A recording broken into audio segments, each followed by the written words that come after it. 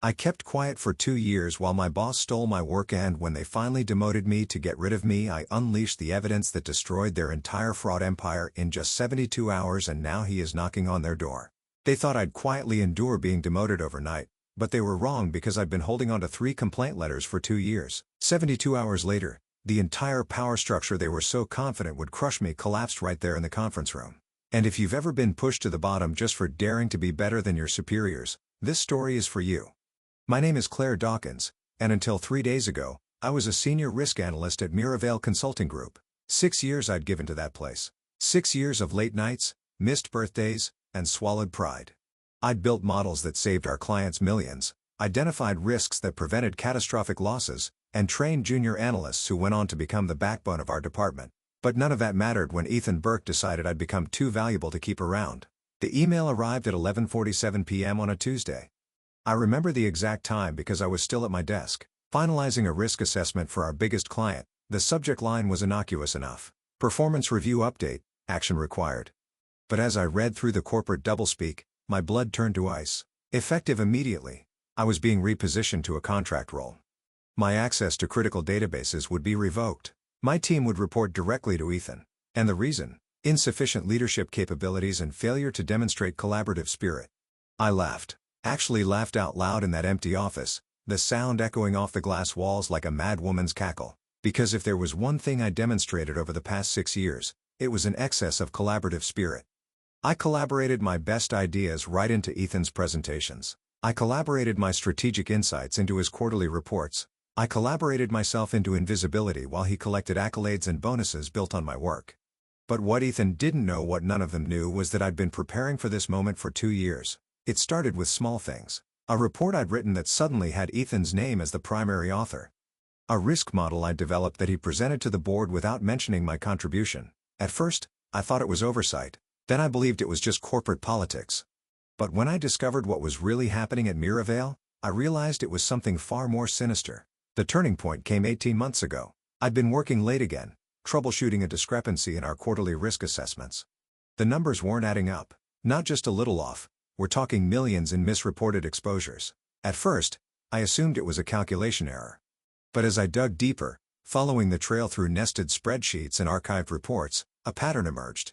Someone was systematically adjusting our risk calculations before they reached our investment fund clients, downplaying exposures here, inflating hedging effectiveness there, making our strategies look far more successful than they actually were. And every single adjustment traced back to files last modified by Ethan Burke.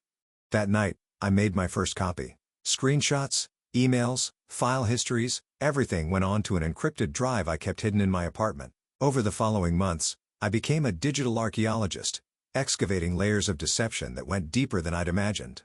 It wasn't just Ethan. The manipulation involved our CFO, Margaret Walsh, and at least 3 other department heads. They were cooking our books. Not dramatically enough to trigger automatic audits, but sufficient to secure performance bonuses and attract new investors based on false success metrics. I could have blown the whistle then. Should have. Maybe, but I knew how these things played out.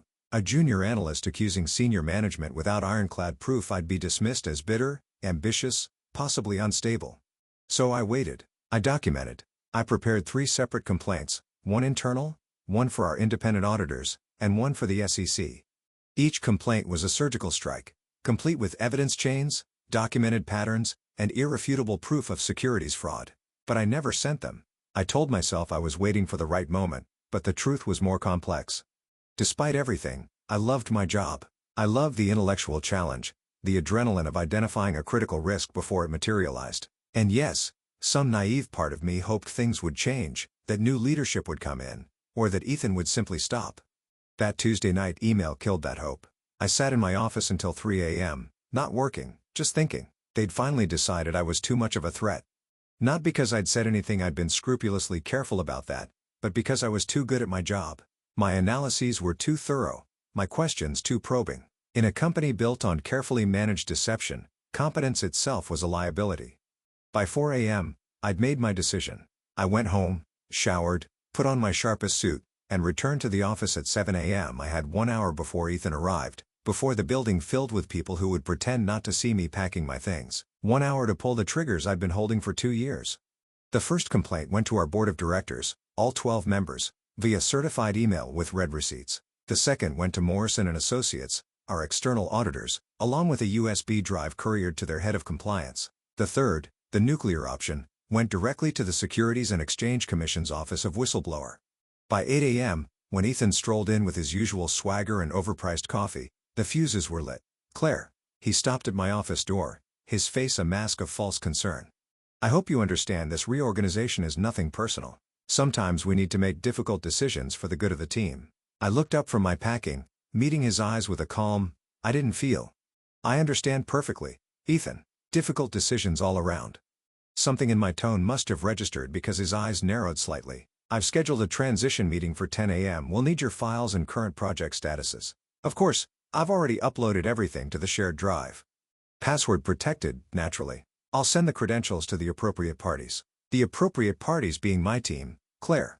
Let's not make this harder than it needs to be." I smiled, the kind of smile that doesn't reach your eyes. Wouldn't dream of it.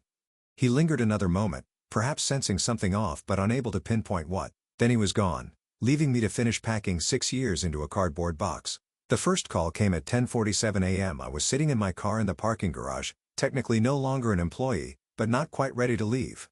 My phone lit up with a number. I recognized Janet Morrison from the board. "Claire, we need you to come to the executive conference room immediately." "I'm afraid I'm no longer an employee, Janet. As of this morning, I'm a contractor without building access privileges." A pause. "Your access has been reinstated. Please come immediately." The executive floor was in chaos. Assistants scurried between offices, phones rang incessantly, and through the glass walls of the main conference room, I could see a gathering that looked more like a war council than a business meeting. Ethan was there, red-faced and gesticulating. Margaret Walsh sat rigid in her chair, her usual composure cracking. 3 lawyers I'd never seen before hunched over laptops, typing furiously. Janet met me at the elevator. "Claire, we need to understand the scope of what you've submitted. Some of these allegations are documented and verified." I interrupted.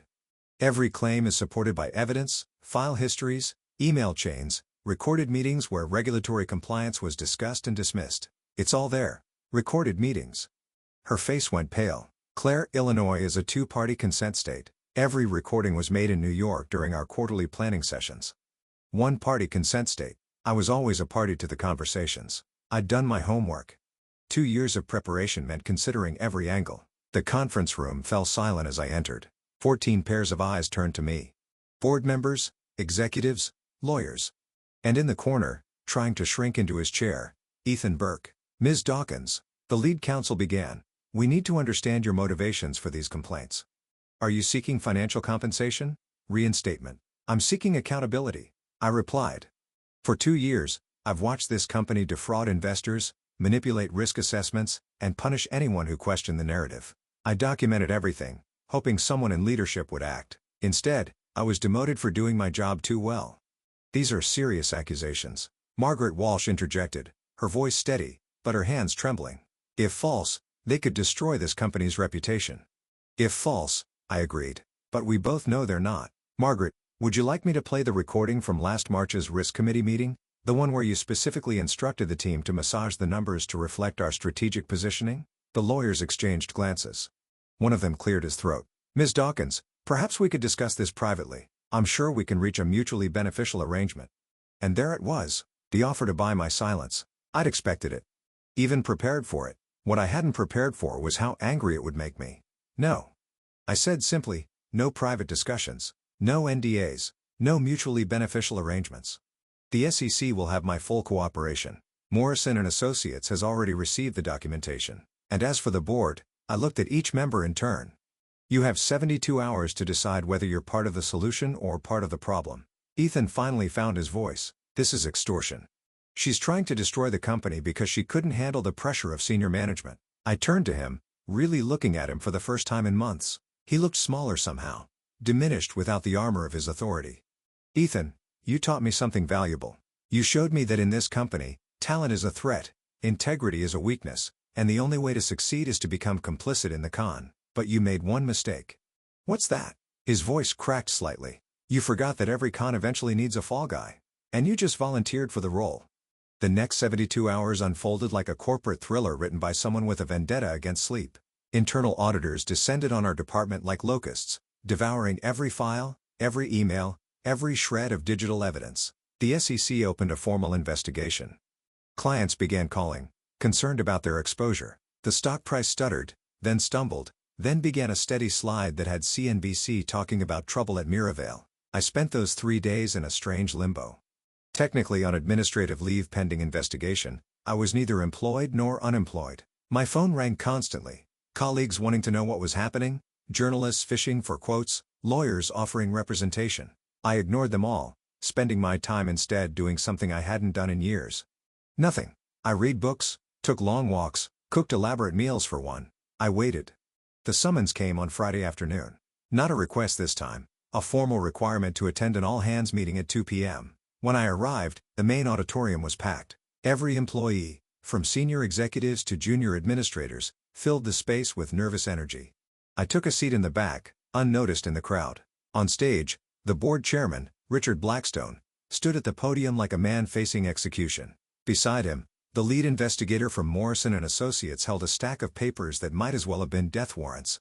"Ladies and gentlemen," Blackstone began, his usual commanding voice reduced to a rasp, "I stand before you today to address the serious allegations that have been brought to our attention regarding financial irregularities within our risk management division." A murmur rippled through the crowd. Most employees had heard rumors, but this was confirmation. After 72 hours of intensive investigation, our external auditors have found substantial evidence of systematic manipulation of risk assessments, false reporting to investment clients, and violations of SEC regulations dating back at least 18 months. The murmur became a roar. Blackstone raised his hand for silence. Effective immediately. The following personnel are terminated for cause: Chief Financial Officer Margaret Walsh, Risk Management Director Ethan Burke, Senior Analyst James Crawford, and Patricia Kim, and Operations Manager David Sinclair. I watched Ethan's face on the large screen displaying the stage. He'd gone from red to white to a sickly gray. His mouth moved, but no words came out. Security officers appeared at the stage wings, ready to escort the terminated executives out.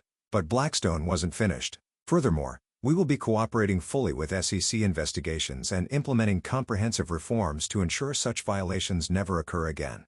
To lead this effort, we are reinstating Ms. Claire Dawkins to her position with full back pay and benefits." Every head in the auditorium swiveled, searching for me. I stood slowly, feeling the weight of hundreds of eyes. "Ms. Dawkins," Blackstone continued, "would you please join us on stage?" The walk to that stage felt like miles. Colleagues I'd worked with for years stared at me with expressions ranging from admiration to fear to naked calculation. I climbed the steps, crossed to the podium, and faced the crowd. "Thank you, Mr. Blackstone," I said, my voice carrying clearly through the microphone. "But I must respectfully decline the offer of reinstatement." Gasps echoed through the auditorium. Blackstone's face cycled through surprise, confusion, and something that might have been relief. "I've spent 6 years at Miraval," I continued, "believing that good work would be rewarded, that integrity mattered, that the best ideas would rise to the top. I was wrong. This company rewarded deception, punished honesty, and promoted those who were willing to sacrifice ethics for earnings. The fact that it took a whistleblower complaint to reveal what dozens of people knew was happening tells me that the problem isn't just a few bad actors, it's the culture itself." I turned to look at Ethan, who was being escorted toward the exit by security. "You asked me once what I wanted for my career. I said I wanted to make a difference. Today, I did." Then I walked off that stage, through the silent auditorium, past colleagues who would spend weeks dissecting this moment, and out of Miraval Consulting Group forever. The aftermath was everything I'd expected, and more. The SEC investigation expanded, uncovering tentacles of fraud reaching into other departments. Miraval's stock price crashed, losing 60% of its value in 2 weeks. 3 major clients pulled their contracts. The company survived, barely, emerging smaller, chastened, and under new leadership. Ethan Burke was arrested 6 weeks later on charges of securities fraud, wire fraud, and conspiracy. Margaret Walsh pled guilty to lesser charges in exchange for testimony. The others fell like dominoes, each racing to cut deals and shift blame. I started my own consulting firm, specializing in risk assessment and compliance verification. My first clients were companies terrified of becoming the next Miraval. They hired me not despite my whistleblowing, but because of it. They wanted someone who would tell them the truth, even when it hurt, especially when it hurt. 6 months after that chaotic day, I received an unexpected package. Inside was a single sheet of paper, a printout of Miraval's latest earnings report showing their first profitable quarter since the scandal. Attached was a handwritten note. "Claire, you were right. The truth did set us free, even if it nearly killed us first." The company is smaller now, but cleaner. We do real work for real results. Thank you for having the courage we lacked. Janet Morrison. I framed that note, hanging it in my office next to my business license and professional certifications. Clients sometimes ask about it, and I tell them the story. Not all of it. Some details are sealed by ongoing investigations, but enough. Enough to let them know that I understand the cost of integrity, the price of truth, and the value of keeping very, very good records. They thought they could destroy me with a late-night email and a manufactured performance review. They thought I would go quietly. Another casualty of corporate politics. They thought wrong. Because what they never understood, what people like Ethan Burke are incapable of understanding, is that power isn't about the ability to destroy someone's career. Real power is the ability to survive that destruction and emerge stronger. Real power is patience, preparation, and the willingness to burn down a kingdom built on lies, even if you're standing inside it. They demoted me overnight. I filed 3 complaints, and 72 hours later, their empire fell.